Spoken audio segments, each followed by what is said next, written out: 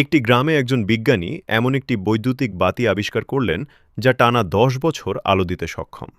গ্রামের মানুষেরা একটি করে বাতি কিনলেন এবং বিজ্ঞানী বাতিগুলো বিক্রি করে কিছু টাকা আয় করলেন। কিছুদিন পর বিজ্ঞানী এক চরম সংকটের মুখোমুখি হলেন। যেহেতু সবার কাছে এমন বাতি আছে যা কখনো নষ্ট হবে না, তাই গ্রামের কেউ আর নতুন বাতি কিনতে আসছে না। বাজারে বাতির চাহিদা শূন্য হয়ে যাওয়ায় বিজ্ঞানীর আয়ের পথ বন্ধ হয়ে গেল। ব্যবসা টিকিয়ে রাখার তাগিদে বিজ্ঞানী তখন একটি সুনিপুণ কৌশল অবলম্বন করলেন।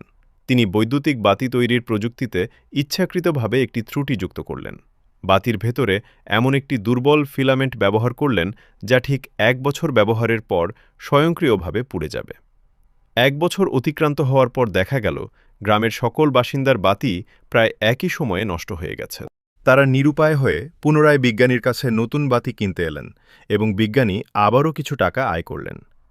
এখানে প্রযুক্তির কোনো উন্নতি হয়নি, বরং বিজ্ঞানী ইচ্ছাকৃতভাবে পণ্যের মান কমিয়ে দিলেন, যাতে মানুষ বারবার তার কাছ থেকে পণ্য কিনতে বাধ্য হয়।